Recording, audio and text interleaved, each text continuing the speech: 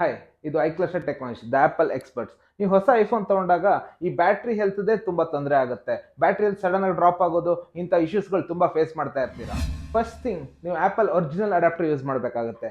Local adapter ಯಾವತ್ತೂ use ಮಾಡಕ್ ಹೋಗಬಾರ್ದು. ಆಮೇಲೆ ಬೇರೆ ಆಪಲ್ದು ಒರಿಜಿನಲ್ ಯೂಸ್ ಮಾಡ್ತಾ ಇದ್ದೀನಿ, ಲ್ಯಾಪ್ಟಾಪ್ ಚಾರ್ಜರ್ ಯೂಸ್ ಮಾಡ್ತಾ ಇದ್ದೀನಿ ಅಂತ ಹೇಳೋ ಹಾಗೆ ಇಲ್ಲ. ಯಾಕಂದ್ರೆ ಅದನ್ನ ಯೂಸ್ ಮಾಡೋದ್ರಿಂದನೂ ಬ್ಯಾಟ್ರಿ ಹೆಲ್ತ್ ಬಗ್ಗೆ ಎಫೆಕ್ಟ್ ತುಂಬಾ ಆಗೋ ಚಾನ್ಸಸ್ಗಳು ಜಾಸ್ತಿ ಇರುತ್ತೆ. ಕೆಲವರು ಒಂದು ಪ್ರಶ್ನೆ ಕೇಳ್ತಾರೆ, ನಾನು ಆಪಲ್ ಒರಿಜಿನಲ್ ಅಡಾಪ್ಟರ್ ಯೂಸ್ ಮಾಡ್ತಾ ಇದ್ದೀನಿ, 20 ವಾಟ್ಸ್ ಯೂಸ್ ಮಾಡ್ತಾ ಇದ್ದೀನಿ, ಬಟ್ ಆಪಲ್ ಹೇಳಿರೋ ಪ್ರಕಾರ 45 ಮಿನಿಟ್ಸ್ ಚಾರ್ಜ್ ಆಗ್ತಾ ಇಲ್ಲ ಅಂತ ಹೇಳ್ತಾರೆ.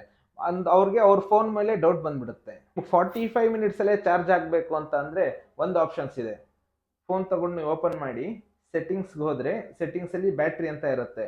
ಬ್ಯಾಟ್ರಿ ಅಂತ ಸೆಲೆಕ್ಟ್ ಮಾಡಿದ್ರೆ ನಿಮಗೆ ಚಾರ್ಜಿಂಗ್ ಅಂತ ಬರುತ್ತೆ. ಐಫೋನ್ 16 ಅಂಡ್ ಅಬೋ ಇದ್ರೆ ಮಾತ್ರ ಈ ಆಪ್ಷನ್ ತೋರಿಸೋದು.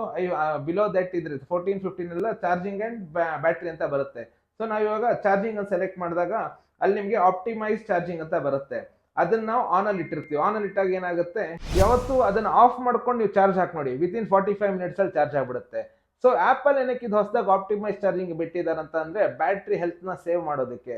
ಸೊ ಕೆಲವೊಂದು ಟೈಮ್ ಏನಾಗುತ್ತೆ, ನೀವು ನೈಟ್ ಹೋಗಿ ಮಲಗಿರ್ತೀರಾ, ಚಾರ್ಜ್ ಹಾಕ್ಬಿಟ್ಟು ಬೆಳಿಗ್ಗೆ ತೆಗಿತೀರಾ. ಸೊ ಆಪಲ್ ಏನ್ ಮಾಡುತ್ತೆ, ಆಪ್ಟಿಮೈಸ್ ಚಾರ್ಜಿಂಗ್ ಆನ್ ಅಲ್ಲಿ ಇದ್ದಾಗ 80% ತುಂಬಾ ಸ್ಲೋ ಆಗಿ ಚಾರ್ಜ್ ಆಗುತ್ತೆ. ಯಾಕಂದ್ರೆ ಬೆಳಿಗ್ಗೆವರೆಗೂ ನಿಮ್ಮ ಫೋನ್ ಚಾರ್ಜಿಂಗ್ ಅಲ್ಲಿ ಇರುತ್ತಲ್ಲ, ಆ ಕಾರಣಕ್ಕೋಸ್ಕರ.